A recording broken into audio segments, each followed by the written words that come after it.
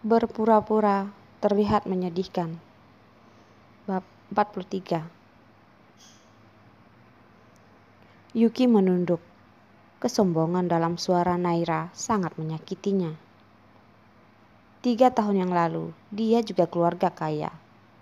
Meskipun tidak bisa dibandingkan dengan keluarga Rehan, tetapi dia sangat dijaga oleh ayahnya. Gadis manja yang penuh kasih sayang. Tetapi sekarang, ada gadis lain yang seumuran dengannya, yang bisa menikamnya dengan nada bangga. "Angkat kepalamu," ucap Naira sembari menyentuh Yuki yang tersungkur di lantai dengan jari kakinya. Yuki menggigit bibirnya, wajahnya yang pucat pasi. Dia masih menundukkan kepalanya dan membiarkan rambut panjangnya menutupi wajahnya. "Kak, pacarmu ini sangat keras kepala ya. Sama sekali tidak seru," ucap Naira sembari memutar kepala menatap Raihan. Matanya menatap kesal. Wanita ini, dia pikir dirinya siapa? Berani-beraninya mengabaikan kata-kata Naira. "Jawab, kamu itu tuli atau bisu?" tegas Naira sembari menendang kaki Yuki, tepat di titik lukanya. Yuki memekik kesakitan. Dalam hatinya tersimpan amarah. Apa hebatnya memiliki uang, menginjak-injak harga diri orang seperti ini? Yuki juga bukan seekor anjing liar. Mengapa dia menendangnya? Yuki mengangkat kepalanya, lalu dengan mata yang tajam menatap mata Naira yang marah. Naira terkejut. Mata gadis ini memiliki aura yang kuat. Selain itu, ada sesuatu di dalamnya yang belum pernah dia lihat sebelumnya. "Siapa namamu? Bagaimana kamu bisa kenal dengan kakakku?" ujar Naira sambil menahan keterkejutannya. "Naira, sudah jangan merusuh." Raihan datang dan menepuk bahu Naira. "Naik pesawat pasti lelah kan? Ayo, kembali ke kamarmu dan istirahatlah." "Kak, apa kamu membelanya? Aku sedang bertanya padanya." Naira berkedip mengeluh. Apa yang terjadi dengan kakaknya? Dulu, kakaknya paling menyayanginya. Tidak peduli bagaimanapun dia memperlakukan kekasih Raihan, dia tidak akan melarang. Hari ini, terhadap gadis yang terlihat tidak terdidik ini, sangat aneh. Dia adalah Naira, adik perempuan kandungnya sendiri. Raihan tidak menjawab pertanyaan Naira, membalikkan badan melihat Yuki, lalu berkata dengan suara dingin. "Sudah kusuruh kamu naik. Tidak dengar ya?" Diikuti pandangan gelap dan dingin seperti biasanya. Perlahan Yuki merayap bangun dari lantai. Rasa sakit di jari kaki yang lecet. Tapi yang paling menyakitkan adalah bagian perutnya. Perlahan bagaikan diiris pisau. Saat setelah berdiri, tiba-tiba Yuki merasa pusing. Kekuatannya seperti terkuras habis. Yuki berdiri sempoyongan lalu meraih meja di sampingnya.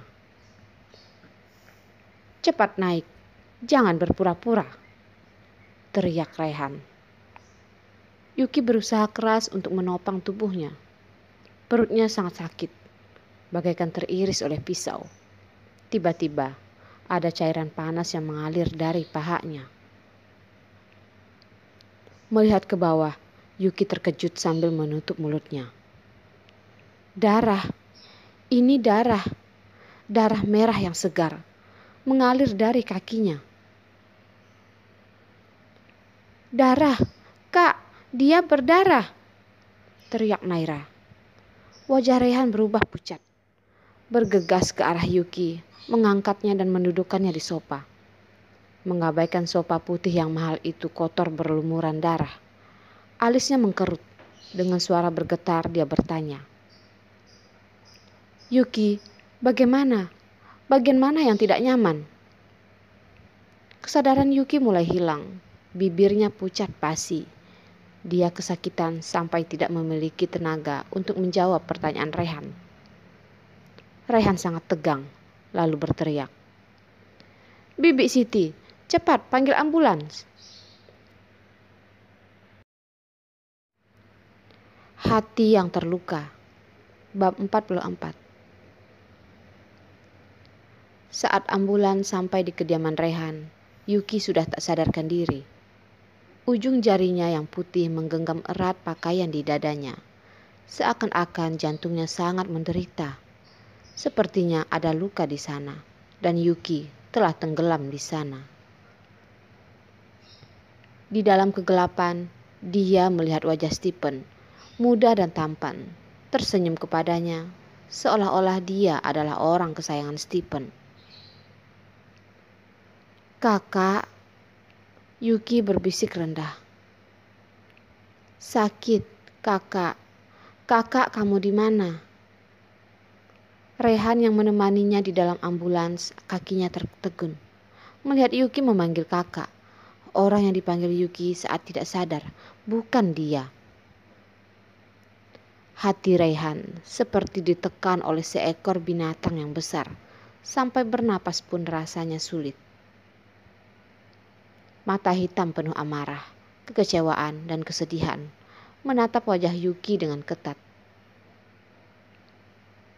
Untuk pertama kalinya pergi berbelanja dengan wanita. Untuk pertama kalinya mengajak wanita datang di kediaman keluarganya. Untuk pertama kalinya tidak keberatan saat tahu kekasihnya sudah tidak perawan. Untuk pertama kalinya melewatkan rapat dewan hanya demi makan bersama kekasihnya. Untuk pertama kalinya membuat aturan untuk mendampingi kekasihnya. Tapi pengorbanan sebanyak itu hanya dibalas dengan sikap menyebalkan dan kebenciannya. Pengorbanan sebanyak itu masih tidak bisa dibandingkan dengan kakak yang tidak bisa dilupakan oleh Yuki. Apakah hati wanita ini terbuat dari besi? Bagaimana mungkin bisa keras kepala sampai seperti ini? Di luar bangsal VIP rumah sakit, datanglah seorang dokter muda membawa dokumen catatan medis. "Dokter, bagaimana keadaannya?" sambut Rehan sambil menekan ketakutan dan ketegangannya. "Hampir saja keguguran. Tapi untungnya janin masih bisa diselamatkan." "Apakah Anda suaminya?" Dokter melihat Rehan dengan sedikit menyalahkan. "Anda terlalu ceroboh untuk perawatan ibu hamil. Apabila terlambat sedikit saja mengantar ke sini, janinnya sudah tidak terselamatkan lagi." Keguguran? Janin? Pikiran Rehan yang biasanya tenang seketika menjadi bingung.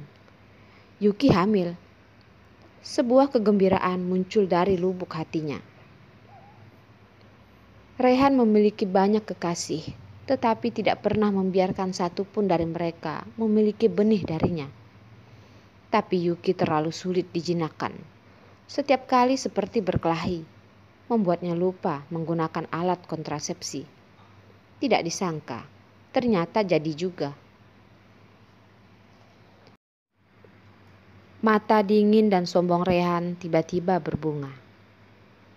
Mungkin dia bisa memaafkan Yuki yang tidak bisa melupakan seniornya.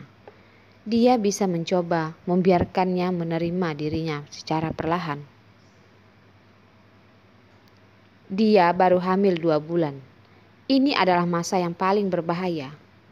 Anda harus jaga dia baik-baik, ucap dokter melihat seorang ayah yang bahagia sambil mengingatkannya lagi. 2 bulan? Mata Rehan kembali menegang. Suaranya menjadi semakin dingin. "Ya, hamil 8 minggu, tepat 2 bulan. Dokter agak kaget. Perubahan hati calon ayah ini terlalu cepat. 2 bulan. Sejak pertama kali Raihan melihat Yuki hingga saat ini, hanya 42 hari. Dan dia hamil 2 bulan. Yuki masih tertidur. Bulu matanya yang panjang melemparkan bayangan indah berbentuk kipas di bawah matanya. Wajahnya putih itu tenang dan cantik. Raihan menatap wajahnya dengan tajam. Wajahnya pucat dan menakutkan. Matanya memerah, bagaikan raksasa neraka. Tangan besarnya terangkat sambil membawa petir, dan setelah ragu sejenak, dia menghantamkan kepalan tangan ke dinding, meninggalkan bekas tinju di dinding putih. Darah segar menetes dari kepalan tangannya. Tidak tahu bagaimana caranya bisa sampai di lapangan parkir rumah sakit. Raihan masuk ke dalam mobil, menginjak pedal gas dengan liar, memutar setir ke kanan dan bergegas menuju kota. Mobilnya menggores pagar pengaman dan meninggalkan bekas goresan yang panjang, seperti hatinya yang sedang terluka.